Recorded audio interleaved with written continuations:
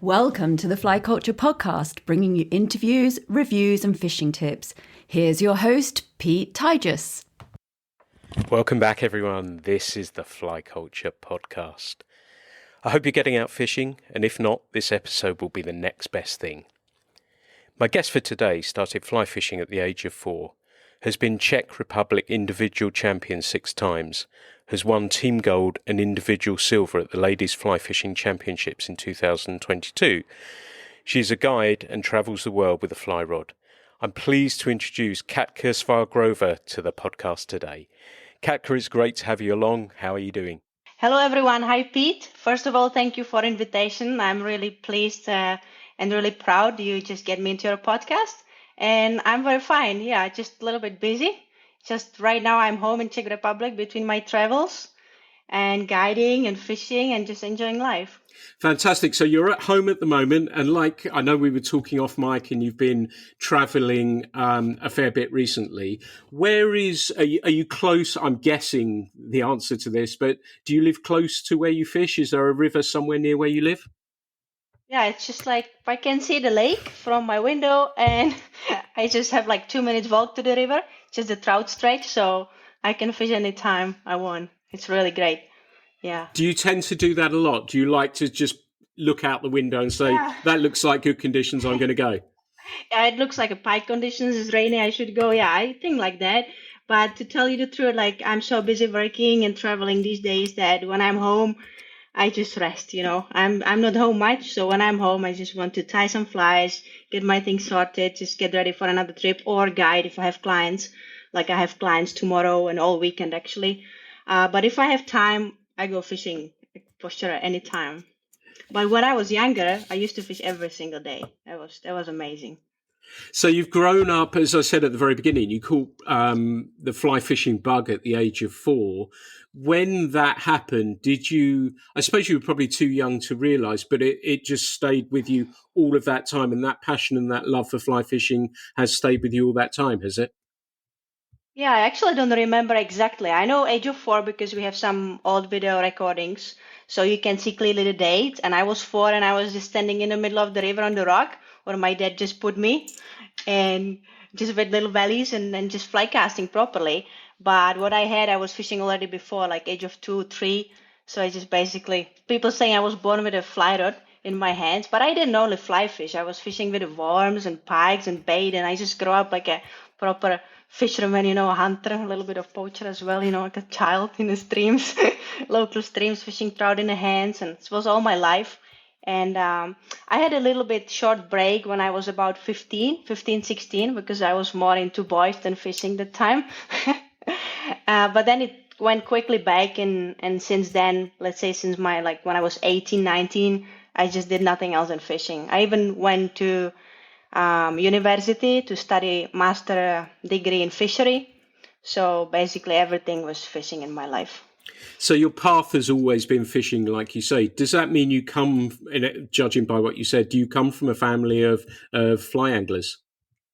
Yes. Like my grandma, she was really close to fly fishing. My dad, he's crazy fly fisherman. He's just fishing every single day. I just don't know how he can make it, but every single day he's in the water. My granddad was a fly fisher, really keen, fishing with a bamboo rod and silk fly line. And my great-grandfather was also a fly fisher. So it's really deeply in the family. So I didn't have any choice. And was there a time, I guess your father used to take you to the river, was there a time that you noticed where you were having to drag him to the river? Not yet, but it's coming. It's coming. It's more like, not quite like that. He still is keen to go fishing, but I remember when I was a child, I always get tangled, right? And there was days like I was always crying and screaming, and Dad, I'm tangled. Please, can you fix it? And now he's telling it like a stories when we have a family stories. Like he wants to fish, and that little child always screaming, everything tangled. So now it's changed because his eyesight is not that good as it used to be. So sometimes like, I just can't see it. Can you please fix it for me? So he changed a little bit.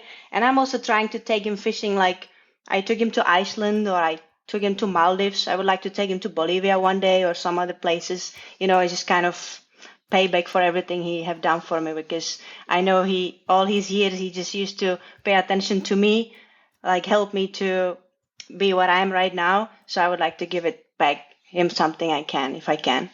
So it's kind of my goal. That's really nice. And was he surprised that fly fishing was going to be a career for you, or did he encourage you as well, or was it always going to be that way, do you think? Yes, in a way, I have like these little books from the childhood when the kids are like saying, "Oh, what do you want to be when you grow up?" And I always say fishing girl, fisherman every time. So my dad was always telling everyone, "Oh, she will be a fishing girl one day. She'll be fishing. It will be her, job." But he didn't know it was not like that common in Czech to be a guide or something. So he just didn't know quite what, but he kind of thought I will be working with a fish. And I wanted to be a fisherman or fishing girl all my life, but I also wanted to be a doctor. So there was a little conflict in me many years ago, and it still is a little bit. It's still in my head. But my mom, she would like me to be something else. I think like teacher or doctor or something, not really into fishing. But she accepted, so they're both, I think, happy and proud. So that's great. That's wonderful to hear. I'd love to know then, because you're so deeply entrenched, and I'm like you and many of the people listening will be similar, that fishing means so much to us. But do you find that you need sometimes to step out and step away from fly fishing a little bit and have other hobbies, or are you still so deeply in you're really happy being there? Yeah, I'm still deeply in there, but I know somewhere in my head that one day, if this comes, I have to step away because I just don't want to spoil the passion. I still want to do it with passion and excitement. And when I'm guiding, I still have this passion. And I didn't have a day where I was just like, oh, better to be home or something. But I know guides, if they're guiding 20, 30, 40 years, they kind of, burn out and they just don't enjoy it anymore. And it's just like a job and I have to go on the water. I just don't want this to happen to me. So if I will feel I'm there, I will probably step out and do something else for a bit and have fly fishing just like a hobby and then maybe get back to it. But hopefully it will not never happen. You never know. But if it's happened, I will be careful. Great. And does that mean then for you that getting into guiding, that I guess that's the logical step, isn't it? For somebody who wants to go into the industry, they're either going to start working in a fly fishing shop or they're going to become a guide. Was that easy for you to get into, and how did you go about doing it? And did you have someone help you along the way too? Yeah, of course. I mean, it wasn't easy at all, especially not from the country I grew up, because as I said, it's not that common, in Czech Republic. So I was always dreaming. I wanted to be a guide, and there was one guy. His name is John O'Shales. He is an Australian guide, and basically that was the person who gave me the first kick, and would just kind of give me his hand, and just help me to realize and help me to just find my little way in fly fishing industry and start me up. And then I think I have been just lucky on the way. I just knew what I want, and I was trying to get this goal. And if I failed, which I failed so many times, I always try to find a way, some way around until it happened. So, and it wasn't easy. Definitely, it wasn't easy. So. And you mentioned John O'Shales there, and he's down in Australia. Does that mean you started your career down in Australia, or you sort of learnt from him down there and then went back home and started up there?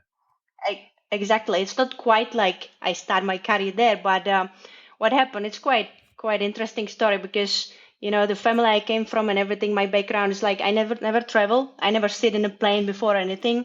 In 2014, when I finished my bachelor degree, I was in contact with John O'Shales for maybe 4 or 5 years, and we were just chatting, and I didn't speak any English, so it was like Google Translator, I write in Czech, send it to him, he sent me back, and I was always keep telling him because I saw these, I don't know, it's like these TV programs about saltwater fishing, so I was so keen about saltwater fishing, and I wanted to catch a tuna and shellfish. It was like my biggest dream. So we were chatting for 4 years, and one day he just said, "Hey, I'm free. I'm free. I have no guests for a month. If you want, you can come." And I remember it was like a Sunday. And Monday, I was just running to the to the agency, travel agency, because I didn't know how to buy ticket through internet. I never did it before. So I went to the agency, and with my passport, I said, "I want a ticket to Australia." And they were like, "Oh, for when?" And I said, "This Thursday." It's like 3 days later. So I spent all my savings. I think it was more than £1,000 at the time. It was like from my, I I was working in a food store and like other jobs, like when I was studying. So I saved the money. I take all my money, buy this ticket. I remember I called my mom. I was so happy, excited coming from this agency. And I said, Mom, I'm going to Australia. And she's like, what are you talking about? When? And I said, oh, in Thursday. And she was like, and I think it was Wednesday. It was like 2 days, I think. And she was like, are you crazy? And I still remember when I sit in this plane and I just didn't know what the plane will do and the noise, and it was so exciting. And then when I landed in Australia, it was really, really nice. I remember our first evenings, we talked on a bar and he was talking something and I couldn't understand anything. So he was trying to explain me and we used the translator and the phones and everything. And he took me fly fishing on saltwater. And then I saw what is it all about to be a guide. Then he also have some clients afterwards. So he also introduced me to guiding. He introduced me to saltwater fishing. I remember I looked like kind of not homeless, but I didn't have any fishing brands clothing, like Sails or Patagonia. I didn't have any gear basically. So he just said, well, you have to go to a store in Australia. You have to buy something. You have to buy at least t-shirt because you look like not like a fly fisher. So I remember I had my first swim t-shirt that time. And, and I caught my actually first sailfish. You can see this still from 2014, the tippet. I landed my first sailfish and I had amazing time. And then Juno say, look, you will be good one day. You will make a career in fly fishing. You just need to go for it. And I was just like, how? Or what should I do? And he said, you just need social media, Instagram. I didn't know Instagram. I just Facebook that time. And he helped me to set it up. So we made an Instagram. And then he said, and now you need a sponsor. So we have to take some pictures and you will approach companies. And I didn't speak English properly. So what he did, he wrote the emails for me, for the companies. And that's a story as well, because probably I can say that I'm still an ambassador for Rio products. So Rio was one of these companies which Juno helped me to approach, amongst others. And Rio was the only one who get back to me. And it was Simon Goldsworth. And he just answered to me something like, well, you have nothing to offer right now to the company, but I believe you. I trust in your success and your kind of vision, and we will help you. So he sent me a couple of fly lines. And then when I just wrote, oh, I'm sponsored by Rio, some other companies, I start to post pictures, and some other companies start to be excited, and interested and keep sending me messages. And then it all started. It was just like, I just didn't know how. It was so fast. And I still don't understand it, to be honest, but I was just lucky, I think. And there was another big point in my start of my career when it was just year after, when there was a world championship in Czech Republic, the senior, the men world championship. And there was local guides helping the teams. And there was a team of South Africa, and some of the local guide got sick or something. And then they said, oh, we don't have a guide for this South African team. And they said, oh, let's take Katka because she grew up in these rivers. She can't really speak English properly, but at least she knows the rivers. So I was guiding the South African teams, and hopefully, I hope so, the guys were happy. So then they talk about it in South Africa. And a couple of months later, the South African Fly Fishing Association invited me to South Africa to teach the ladies and the kids in the country, to pass them the knowledge and talk about Euro-nymphing and everything. And that was also a big point in my career because I traveled there for a month, if I remember right, from one family to another family, from town to town, across all country. And I grasped quite a lot from English. So I finally started to communicate a little bit. And then I knew fly fishing, that will be my career. That's what I want to do all my life. So that's kind of the story. That is really, really interesting. And you can sense your drive and passion coming through for you. And, the South African thing must have been an amazing way to learn your trade and deal with many, many different people. And were you also starting to build your business at home in the Czech Republic as well? And you were guiding people there and people were coming to you for tuition, guiding and everything else as well? Well, it wasn't quite like that. It was for many years. It wasn't I knew it was like a career, so I just knew what I'm doing, but I didn't get paid from it. It was more like I was gaining experiences, and I was still studying. As I said, I was doing first the bachelor. I finished 2014, and then I did another master degree afterwards. and I was working normally. I had 2 jobs. I was working in a food store, in a Tesco, and then I was working in some cosmetic stores selling perfumes and whatsoever, and saving all money, and then use the money for the fishing trips. So that it was kind of, and I was trying to build the name, experience, get the knowledge, travel the world. So it didn't pay me anything. It wasn't my business. I set my business 2018. So it took a long time. And these things do, don't they? And I speak to and help and try and mentor as many guides as I possibly can. And these things don't happen overnight, do they? No. Social media allows you to reach a lot of people very quickly now, comparable to when I started, but it still takes time for you to be recognized. And I think one of the important things for me, and I'd be fascinated to know if it were the same for you, was to get the approval from other people within the industry, the people I looked up to as well. That was just as important to me. Did you feel likewise? Of course, it's really important. And I think today's world is a little bit strange. I mean, I'm one of these social media people right now, which I still don't feel like it. And it's not that I don't like it, but it's not me. It's not what I do. I have to do it because it's part of it, but it's not what I'm like really proud of or anything. And I think it could be quite easy. You can just come up with good pictures, you can get money, you can travel, you can get pictures, and suddenly you become like famous. But I think it's more important if you become like known within the industry because of your knowledge, because of you helping people, you teaching people, you're an extremely good guide, something like that. That's definitely more important. And I think these people I'm looking up to, and I still do, there's many of them. They definitely is one of these who build it up within many, many years. They made a career within 20, 30 years, and they are where they are. And they did it before social media happened. So it's even more, I admire it even more. Absolutely. That sounds a fabulous way that you've gone about doing it, learnt the trade, and then everything else that's gone with it. And you touched on the social media and having to do that side of things. Is there sometimes a pressure to post, or do you just put something out and you're quite relaxed about it and put a picture out as and when something happens?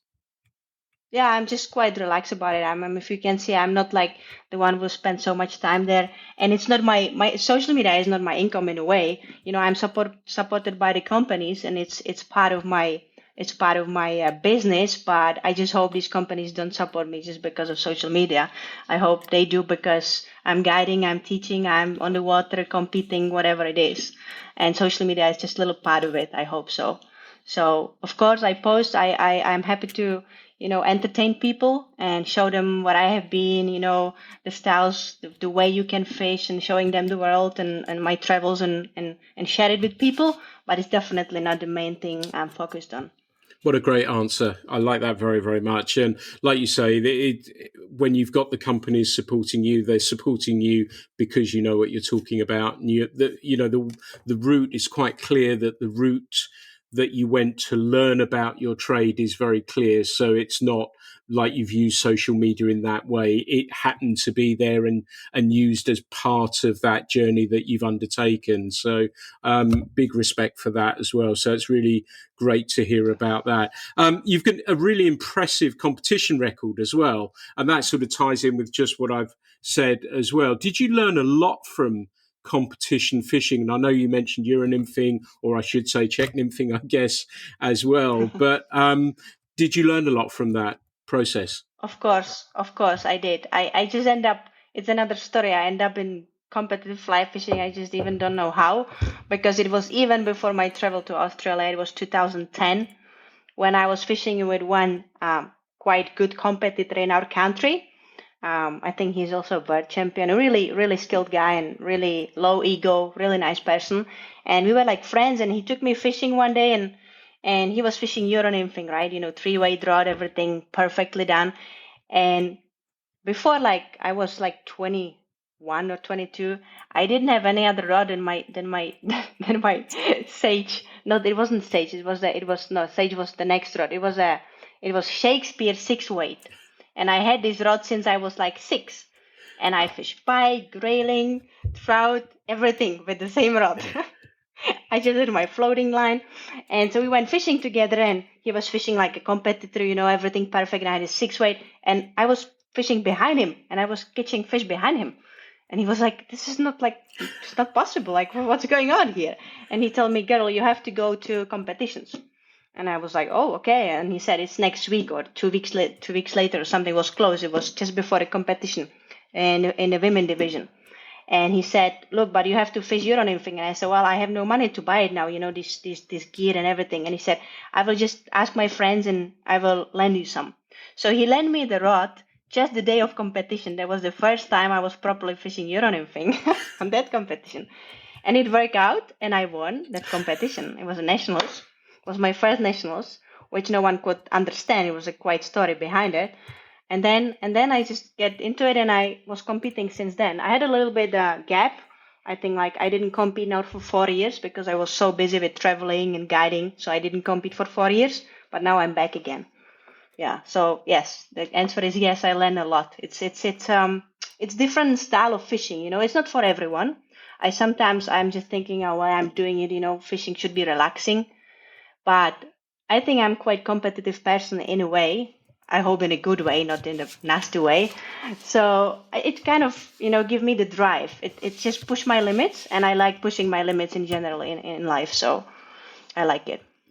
And so what piece of advice, if I had to ask you one piece of advice, and let's talk about Euro nymphing then, as we've touched on that, what's the one piece of advice you would give listeners today to help them with their Euro nymphing if they're fishing that way at the moment? What do you mean? You mean about a gear or? No, a tip. If you have a tip. If I have a tip,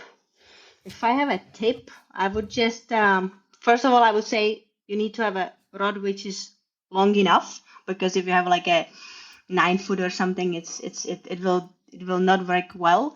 And I think the most important thing is to have flies which are heavy enough. I see so many of my clients, or if I'm teaching Euro nymphing, people just tend to use really light nymphs, like not tungsten beads. So the point is to cast the Euro nymphing kit, you need to have a tungsten beads to use the weight of the flies to just get the leader out and just cast or flick the flies where you want. So if you have a light flies, you will not be able to cast. So I think the nymphs needs to be heavy enough. The rod should be long enough. And then you need definitely lots of patience, because when you will start, you will be just tangled all the time, because it's completely different than proper fly casting. It's not a fly casting. I tell to my students and clients, it's not a fly casting. Just forget about everything you ever learn about fly casting when you go into Euro nymphing. So that will be the advice, actually. There we go. Well, that will do nicely for me. Tell me then, if we go to a river, would it be what is your species that you love to catch the most? Would it be trout or grayling, or do you go for salmon as well? Of course, I go for salmon if I'm in a salmon river, like on Iceland or Norway. I love salmon, but where I grow up, it's definitely not salmon. We don't have them here really, unless some stock is up in the north. But I think my favorite fish in the world is trout. Like a trophy, wild, spooky brown trout. That's my favorite. Nice. And how do you like to catch them? A dry fly. If I can choose, always dry fly. I mean, it's the queen of fly fishing. It's how it is. And I like nymphing. It's competitive technique. It's great. You can catch lots of fish. But when I started nymphing, I really loved it. It was so amazing, because you can catch so many fish in such a short time. So it's so effective. But always I tell my students and clients, just don't get spoiled by it, and just remember other techniques of fly fishing. We all have been there. We have been doing Euro nymphing. We all experienced that you're catching fish and you still don't have enough. It's not about this, unless you are on competition. It's just about, put like a soft hackle or put a dry fly and try to you see, side fish. You just want to get this exact trout. So this is all about it. You can catch one fish and you can be happier than catching 100. And it's no point, to harming small fish and, catching 100 fish in your hands and whatever. It's just not all about this. So it's great technique to add into your portfolio and skills to know it, but it's not everything. That's what I'm saying. Nice. You've said and mentioned, I know we were talking off mic, that you've travelled a fair bit. I wondered, when you pack for a destination, do you take a lot of gear with you? Or do you have everything? Do you have a sort of everything organised now that you can take minimal sort of stuff with you and you're ready to go? How does that go for you? And when you pack for those trips, because I know people will be listening that travel. It may even be in this country or wherever they live, and I know I've been guilty of it in the past. Of taking far too much stuff with me. But have you got this nailed down now? You know exactly how to go about doing it and not Yeah. packing too much. Yes, I think so. I actually, if can show you now, it's just still my luggage here. I basically don't, I pack and I never unpack properly. I just wash my clothes and everything stays in the bag.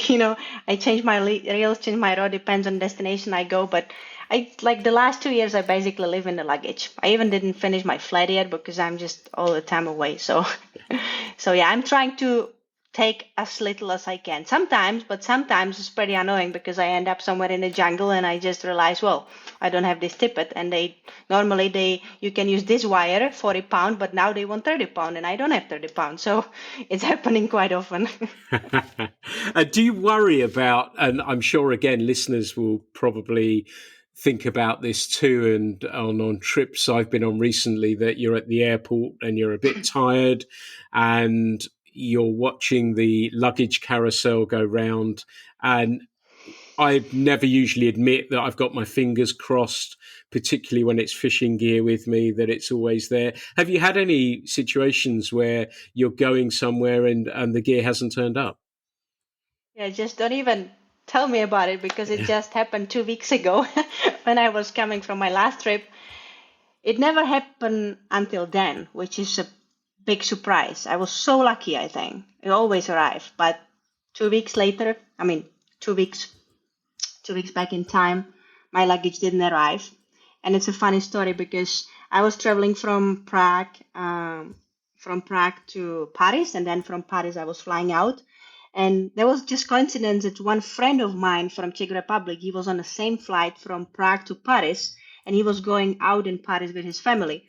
And when I was just going through the customs to catch another flight from Paris, he was just calling me and he said, "Hey, Katka, your Patagonia bag is just down, just going around and around. It's like last bag." And I said, "No, it's not possible. It's just going with me." And he said, "No, it's there." So I was just meeting so many people. I just talked maybe 10 people in the airport, and I said, "Please, I need help. My flight is boarding in 20 minutes and my luggage is still there. It's my gear, I need my gear with me." And they said, "No, it's not your luggage. It's not possible." And I said, "No, please, it's my luggage. I know it." And they completely they didn't want to even speak with me. One woman, she started to shout on me that I'm a liar. And if I will just not stop, I will not leave from here because she will call security. And she was really mad in Paris. I was like, my God. So of course I arrived and there was no bag. So, but hands down to Alaska Airlines, I was flying Alaska on the last leg. So they were really helpful. They managed to get the luggage just the next day. They even give me a voucher and everything. So they really sorted out pretty quickly. So that was good. Oh, it turned out okay in the end. I got one of these. Yeah. I've got an iPhone, and I got one of those little discs from Apple that tracks your luggage. Yeah. So I use that actually. I'm sure we'll talk about Argentina at some stage as well. But I used it down there, and it was great because I knew where everything was all of the time, which was a great relief. So again, if anyone's listening and worried about their gear turning up, one of these little Apple things, I think they're 20, 30 pounds, something like that, but it will tell you exactly where your luggage is and makes life a whole lot easier. But we're talking about all these destinations, and we've talked about trout as, would you say that they're your favorite species? And if they are, do you have a favorite saltwater species as well? Yeah. So my favorite species are definitely brown trout or trout in general, and that's because if you go, let's say you will be fishing. My favorite saltwater species is a permit. But if you're fishing a permit, you will be fishing with a crab or maybe a shrimp, and you're fishing the same way. But if you go for trout, you can fish streamer, you can swing a soft hackle, you can fish dry fly, you can fish nymph, you can fish a clink ending, you can just play around with them. So that's why I will choose this fish, because it's so, the variety of fishing is really is quite good. And my saltwater favorite fish is permit because it's just blow minding. It's crazy. It makes you crazy. You can do everything right, but this bloody fish will still not take the fly. Yes, yeah, and that's the attraction, I think, isn't it? And because they're so difficult, and you talked about, I'm getting a sense of you as an angler, and talking about the tricky brown trout rising, and yeah, I think permit are a similar sort of species in that sense. Yet with a trout, you can almost make them eat, can't you? Whereas with a permit, or you can find the hatch, and if they're feeding, you've got with permit, they can be tailing in one place, you cast, and they just move zigzag off somewhere else, and you're finished. And it's an extraordinary fish. For people listening who haven't fished for them, how would you describe them to tackle and to play and to hook, really? How would you put across your passion for permit for listeners?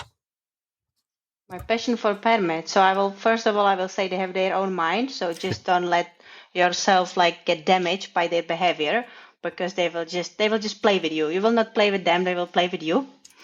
And I would also just not be too fixed of doing everything right, because of course, if you have a good cast, you have a better chance to hook a permit. But what happened to me, I had a client in one of my hosted trip 2 years ago in Mexico, and I was casting all day, and I think I was placing the fly on the right spot. I didn't get a touch. And then he had a cast in a school of permit. The cast was he really hardly cast, it was 10 meters, and the fly flop on the top of the fish, and the permit took the fly. So it was you never know. You can do, and when I caught my big permit in Mexico, it was terrible cast. I was like, my God, I just spooked the fish. And the fish just turned spook, and then he turned back and grabbed the fly. So they have their own mind. So just be ready. It's it will eat your mind alive.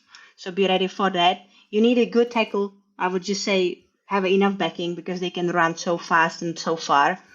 And it's also good to listen to guides, because the guides, everywhere you go, if you go to the lodge, the guides really know what the permit eating and what sort of crabs, or if they want crabs or shrimps. So and it's good. What I found out is good to play with the stripping.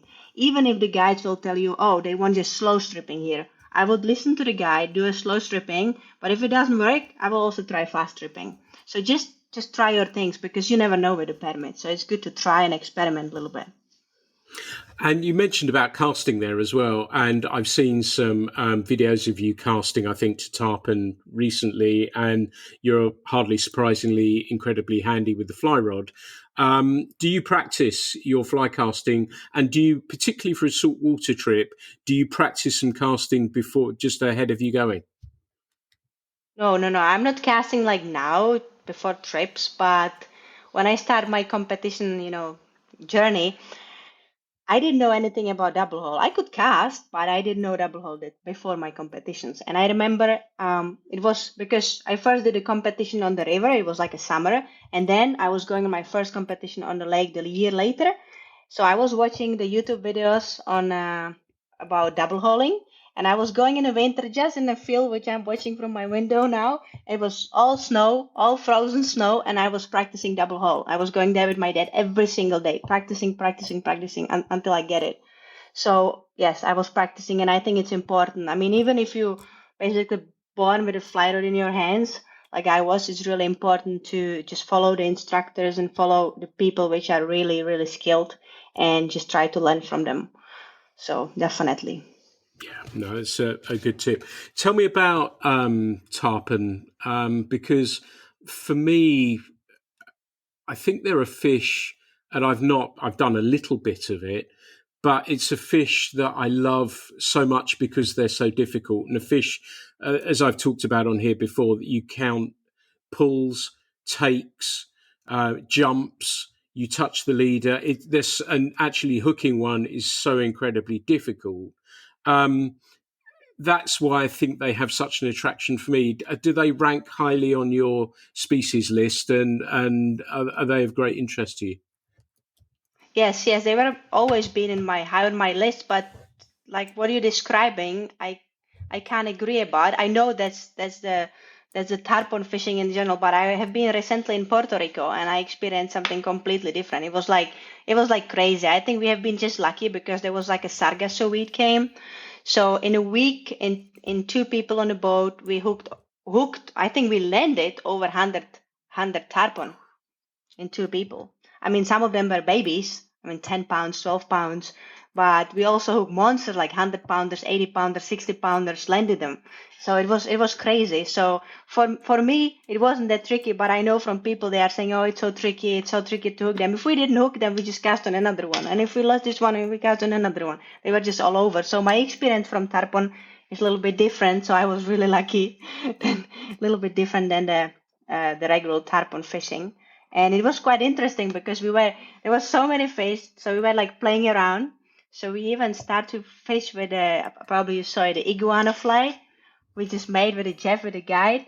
So we made the iguana fly because we saw iguana swimming on the water when we were finishing, and he said, "Oh, let's have a beer tonight and make iguana fly." So we made iguana fly, and that was incredible. First cast, fish just smash it. Then we try mice pattern. They love mice as well. I think they were reacting to iguana and mice more than the regular tarpon flies. Probably because it was bigger, so it was like they just wanted to kill it or whatsoever. So it's incredible fishing. Yeah, I like the sound of that. I touched on Argentina very briefly, and I know our paths almost crossed earlier in the year, and we talked about trout. And I know I did a podcast from down there with Diego and Marcela, and that trout stream, you fished that. That was something really special, wasn't it? Oh, special. I just so hope I can go back next year. I'm even considering to guide for them because it was just so amazing. I love sea trout. We have them on Iceland as well. It's my favorite, one of the favorite fish. But these brown trouts in the Chico, Rio Chico, I was just saying, oh, I don't need to go for sea trout anymore. Let's go for brown trout because it's crazy. But interesting was we were one day when we were filming and doing these content and shots and everything. It was like everywhere we cast or everywhere we looked, there was a big brown and they were really willing to take flies. But then we went there with a client I brought over we went like for maybe, I don't know, 2 days there. We didn't see a trout. I don't know if it was the temperature drop or something. They just went under the weed and they just didn't want to play the game. So what Diego said, the best time if you want to go Rio Chico is like December, January, like early in the season. I was there in late season, like in March, and he said it's too late. So I think I was even lucky with that amazing day. But it's incredible. It's a really great addition to Sea Trout River. Like you say, and I think I said the same to Diego as well, that just leave me here and pick me up in a few days' time and I'll keep walking it. And just, I know I podcasted from there, but it's lovely to be able to speak with someone who experienced that. And I did my utmost to try and convey what was happening there. But a river you can almost jump across with 4, 5, 6 pound trout and casting out. And it's not easy, is it, with that wind as well, when the wind gets up? No, it looks easy. It looks easy, but it's not. You have to sometimes put your fly in a really tiny spot between grass and then it's wind against. So it's not easy. Yeah. But when that fish comes up and eats that fly and you hang on and it burrows it's just a phenomenal. It's just made me have another new respect for a trout or for a species of fish that I love so much. And they're pretty phenomenally strong fish. And the ones on the Sea Trout River as well were phenomenally strong as well, weren't they? Mm-hmm. Amazing. I think he said that he would like to do some, trout pay program there for these the resident trouts in Rio Gallegos. I think it will be amazing. It's really, really great destination. Yes. Yeah. No, I totally agree. Absolutely phenomenal. Now, so we've talked a little bit about social media and we've talked about the perfect day on the water. But things don't always go to plan, do they? And I've had so many days, situations and things that haven't happened. And I had here's my one the other day that I was fishing with my friend Warren. I hooked, it was a fish that was rising. It was a really difficult one to get to. I managed to get a downstream presentation. It came up, ate it, and I knew it was a big fish. Played it for a bit. My friend came over to take a photo of me playing it, and then he suddenly went quiet because he saw how big it was. And then this thing leapt, and it was so close I could have headbutted the fish. So we saw it incredibly closely. It was a big, big trout, and it just came off. And that's one of those things. I don't think I did anything wrong. It just came off. Now, I dealt with that really, really well, but it was one of those things that didn't always go completely to plan. I thought it was a fish that may have gone to plan, and it would have been fantastic to see it and everything else. I did, so it didn't matter. Do you have many? Have you got a story of fishing disaster, something that didn't go well for you when you were on the water? Of course, I always say, you get some, you lose some. And if you're just not willing to lose, just go and play golf or something, because just fishing is all about this, that's the game, So, and if I have clients who is just grumbling, like what I have done wrong and they did nothing clearly wrong, I just said, fishing, it's just fishing. You just accept it. This is the nice thing, because, the funny thing is I remember more the fish I lost than the fish I got.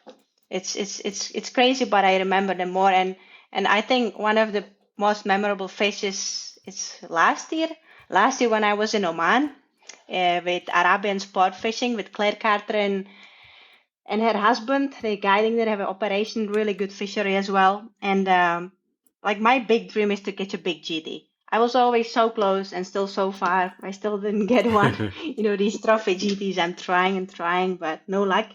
And I hooked this amazing GT. It was a story because we were fishing for Africanus for a permit, but I had my GT rod ready because he said, there's sometimes really big GTs.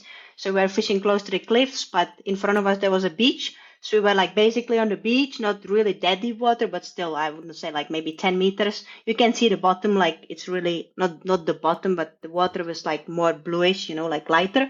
And then we saw this big gangster. It was like huge GT, all black, this black monster. And the guy was like, oh my God, this is like over 1 meter. It's like 1.40 meters. This is like one of the biggest GT I ever seen.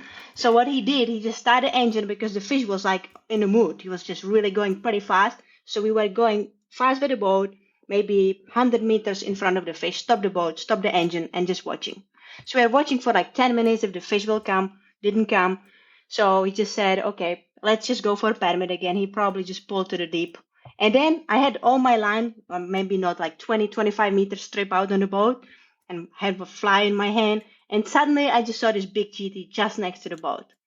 So I just flicked the fly, and when the fly landed, the fish just took it. It's all I remember. There was like, mouth was like this big. It was big. I think it could swallow me maybe, big mouth. And I just strip set. The fish just do it like this with this pectoral fins, like open the fins. And that's all I remember. Then I just saying, GT on. And then my client just looked at me and he just said, fly line, look at the guide. And then I was in the water. Because when I hook the fish and the fish just go so fast, when they just shut off, the fly line jump, turn around my neck once, only once, but just turn, the line go fast, turn my neck, and I just went in the water with the fish. So it was a scary experience because I was still holding the rod. I didn't want to let the fish go, but I even couldn't because I was trying to release with the other hand, the fly line. And it was a couple of seconds. It didn't take that long. He didn't pull me for a long time or anything, but I was just trying to release it. I was underwater. I didn't had my head. I lost my glasses, everything, And then I just kind of managed to swim up and I was holding the rod and I was in this, excitement, and I was just shouting, I have GT on. And the guys were like, oh, no, it's gone. It's gone. But they were just happy that I'm just okay because they were just thought, oh, I will just drown with the fish, right? And I was like, I still have it on. I had this kind of like an attack, like a stress attack. I was still holding the rod and fighting the fish was not there, right? I was just lucky because probably I was fishing like 100 or 120 pound tippet. So what we think it happened because it happened in that shallower water and he just ran down to the cliff. So he probably, cut the tippet on the cliff. So that was lucky. And I had a nice scratch from the fly line and also on my hand. And when the guys, then they just come with the boat and pull me in. And I remember I was shaking so much because then I just realized I could die. I was just thinking it won't be that kind of bad way to die, like fly fishermen die by GT. I was thinking, but Well, it was scary experience. But from that time, every time I go saltwater, and I would just like to say to people who is listening, if you can, and fishing blue water especially, or these big fish, it's always good to have a knife on your leg. Just put the knife on your leg in some pouch or something, because if something like this happen, if you're fishing billfish or something, it can save your life. It was close. I mean, it could happen. I mean, I think I was a couple of minutes before over. Yeah, could be. Wow. I was lucky. Wow. And like you say, that may be the way to choose it, but probably a little bit too soon, right? Yeah, Yeah. it is. Yeah, it will be. Yeah, it was like I'm talking about it like it's like a kind of funny experience, but it wasn't funny at all. No. In fact, Yeah. When I haven't been sad about this fish at all. I don't regret I lost this fish. I'm happy I lost this fish. It's like I'm sometimes thinking, oh, if I caught this pike, there was a monster. Or if I caught this dorado, there was monster. This fish, I don't regret. Just lost it, and I'm happy. He won, and he gave me a chance, and I will be more wise this time. So You'll be ready next time. Are you going to head back? Do you feel like you've got unfinished business there? of course. Well, I have definitely unfinished business with GTs. I don't know where I will go, if it's Maldives or Seychelles or back to Oman, or I don't know yet. But I'm not sure if I will make it this year. Probably not. Probably not even next year, but maybe the year after. Oh, well, I hope you find him down there somewhere and, get the score a little bit more even. But I wanted to move on to fly fishing generally. And how does fly fishing look to you right now? Is it in a good place? Is it in good shape? How does it look to you right now? Yeah, I think it's like nothing is really in a good shape if you look at it. Really, always you will find some downsides and some negatives. There is definitely good things which are happening. I can see there is many people in the industry. They helping others. There's lots of people now helping women to get more into industry, which I think is great. There's lots of people working with kids, even if it's just in Czech Republic or around in the States or in the UK. That's great to see. But also, there's also other thing that people start to realize that we have to help the environment a little bit more. So people start to be more kind of conscious about, helping the rivers, like you have the problems with the sewage in UK, for example, or, the oceans and the global warming and salmon. And so this is really good. I can see it all over the world. If it's Iceland, if it's even Bolivia, Brazil, all these guys, they try to take care of the environment, which is really great. So that's good that people are helping now more and more, and so probably it will go somewhere. But also I see a downside of fly fishing industry. I think fly fishing industry become really commercial, and I see it from where I grew up and where I came from. And because it's commercial, it's starting to be like it's not for everyone, which is a little bit sad in one way, but also it's connected with the environmental side as well, because people bringing money into industry, then the companies and the lodges or whatever, they have more money, so then they can do something with the environment and helping to help the populations of the fish, and helping with the restocking or breeding or whatever it is. So it's all like connected. So you can't really say, some people are arguing with me and saying, oh, you're taking these rich people on the fishing trips, and it's wrong. And I'm just saying, no, it's right. It's their hobby. And they wants to be out, and they bringing money into industry, and then the industry can use the money for something else. For example, helping fish.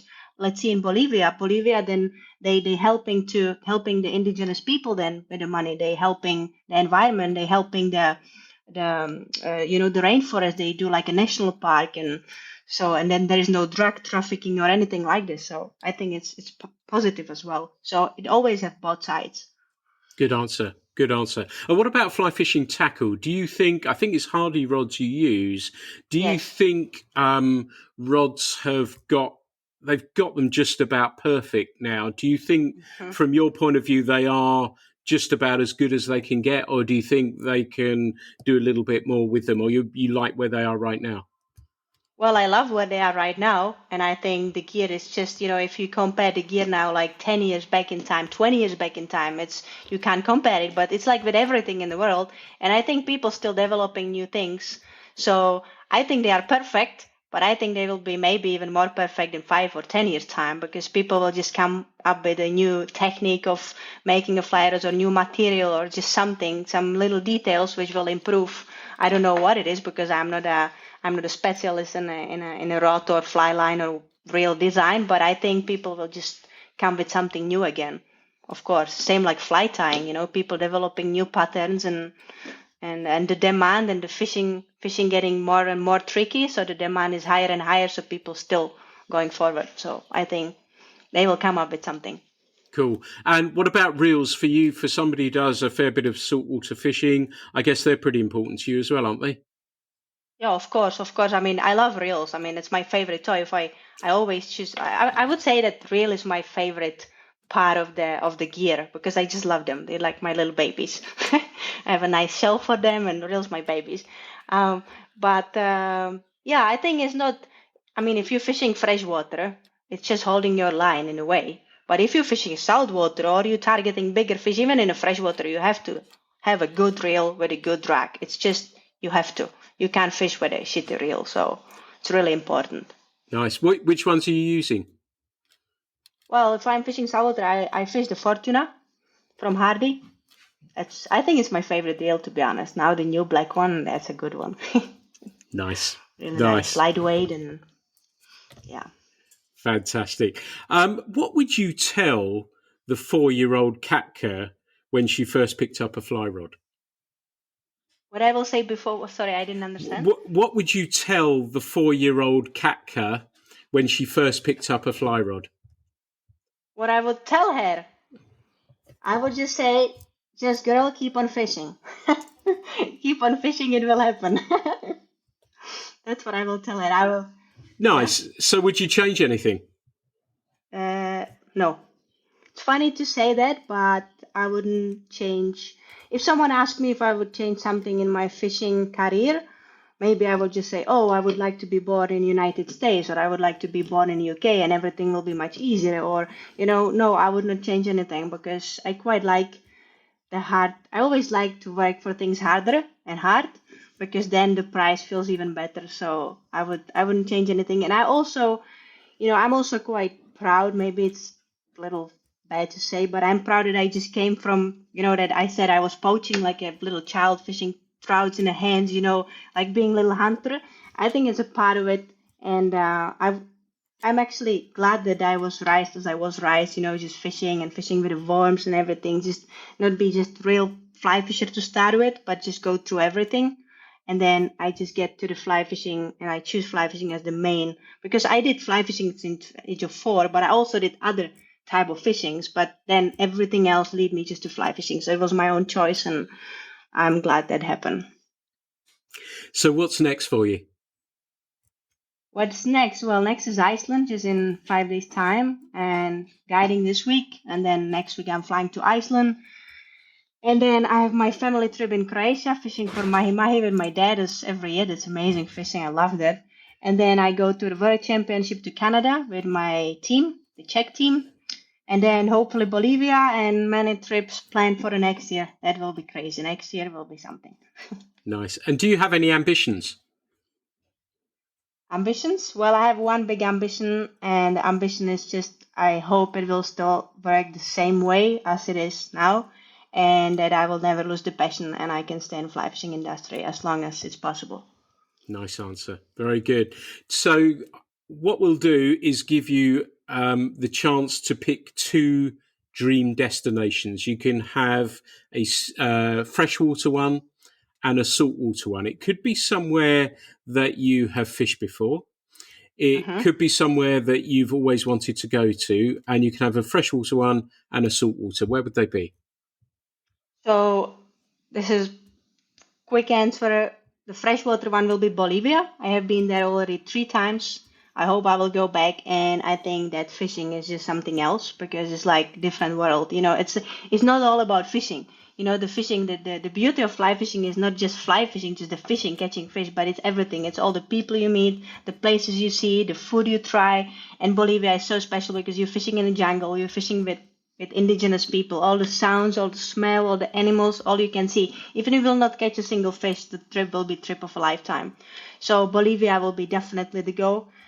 And then the saltwater one, funny enough, I would say Croatia. This maybe sounds strange. I dream to go to Seychelles because I would just like to catch this bloody GT. So that's kind of my dream destination to go. But if I can choose a place, it's Croatia, because I have it connected so much with a family, with fishing with my dad nonstop. We are like lunatic fishing. And the fishing is great because fishing mahi-mahi in skinny water is pretty cool. The fishing, you're fishing 7 weight or 8 weight and it's fighting well. It's all visual. You see the fish. I love the landscape. I love the smell of the country. I love the food or everything. So I would say Croatia. Maybe it sounds really strange after all the places I have been traveled, but a special place for me. It's like in my heart. They're really interesting answers as well. And the thing about both of those is that it is about more than just the fish, isn't it, that you're talking about? Yeah. And I know in our latest edition of the magazine that should be out by the time people listen to this, that we have a piece that Dave Fels wrote for us about Bolivia, and it's called 6 Days in Bolivia. And he captures exactly what you're talking about. Mm-hmm. That it's not just the fish, it is the people, it's the food, it's everything. It sounds an extraordinary place to visit. Is it difficult to get to? No, I think it's pretty simple. It's a company called Anthem Angling, Timano Lodge. So they have now they have 3 lodges: Agua Negra, Secure, and the one I just forget now. And then they also open a Pluma Lodge, and they also open a helicopter fishing now. So they will be fishing unspoiled water every day, which I think will be cool as well. So it's not that difficult. You just get a flight to Santa Cruz in Bolivia. It's going from London, I think, through Madrid, or you can go through Sao Paulo in Brazil, and then you have a charter small flight with a Cessna to the jungle, which is experience itself, especially for someone who is afraid of flying.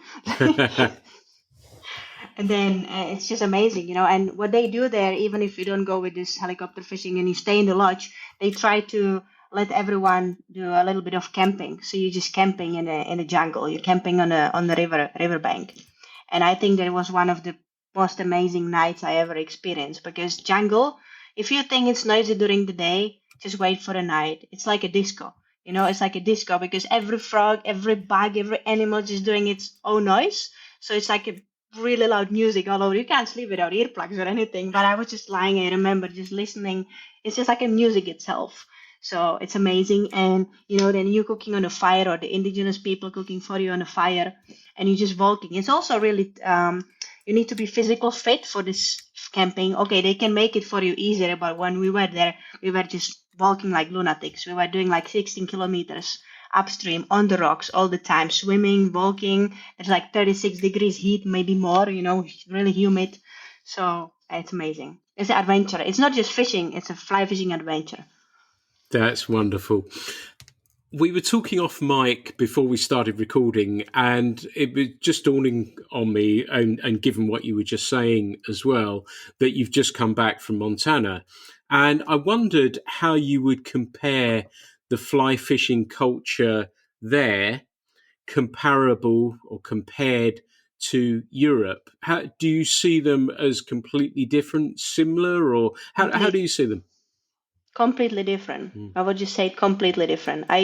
Even for me to come to where you live, for example, to come to England, the culture in Czech in England is completely different, but the culture in Europe compared to culture in US is completely different.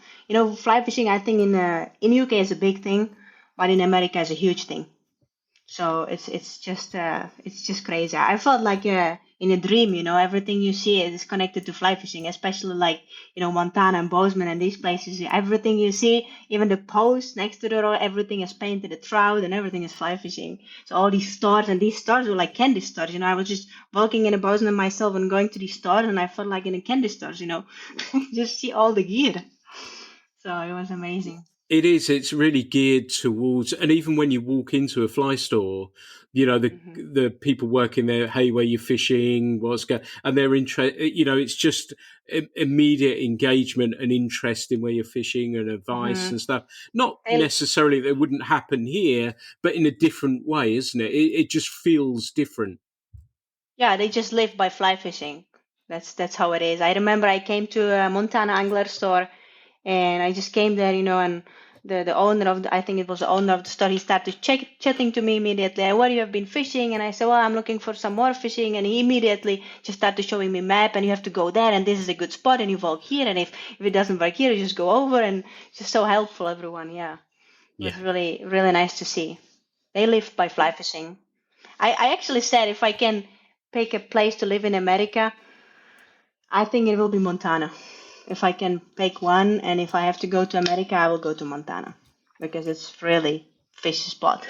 Yeah, I'm with you. Missoula, Montana would be where I would head. But like you say, Bozeman's a wonderful place as well. And yeah, seriously cool. So much fishing history from the American side there, and such a deep passion for it. But Katka, it's been fantastic. I know we've been trying to get this recorded for quite some time, but because you've been in all sorts of places, but it's been wonderful to speak with you. How can people find, and I would urge people to have a look at Katka's social media as well, because she's doing some really cool and interesting stuff on the water. How can people connect with you and your social media handles? Well, just you can find me on Instagram or Facebook. And you just write my name, Katka Švagrová, and I think it will pop up somewhere. So you can find me. It will be really nice if you have a look, and if you have some questions, you want to just get some answers from me, some more, you're interested in something more, just send me a message, and I'm happy to answer to everyone. And thank you so much, Pete, for inviting me, and thank you everyone for listening. It's actually my second podcast ever, so hopefully it was all right. And it was a pleasure. Thank you so much. Wonderful. Katka, it's been great to speak with you, and I've thoroughly enjoyed listening to you, and we're lucky to have you in fly fishing. I love how you view fly fishing and how you look at it on a much wider focus than just the fish, and that was really wonderful to hear, and I wish you every success with how your career continues to develop, and keep knocking the ball out of the park. Thank you so much, Pete. Thank you, everyone. Goodbye. Have a good day. Bye. Thanks, everyone, for listening to the Fly Culture podcast. I hope you've enjoyed this episode as much as me. As ever, there will be plenty more. And don't forget, our magazine is out at the moment. Should you want a copy, you can find it on our website. But thank you so much for listening to the Fly Culture podcast. The Fly Culture podcast is brought to you in association with Fly Culture, a quarterly print magazine. For more information, please visit flyculturemag.com. You can also find Fly Culture on Instagram, Facebook, and Twitter.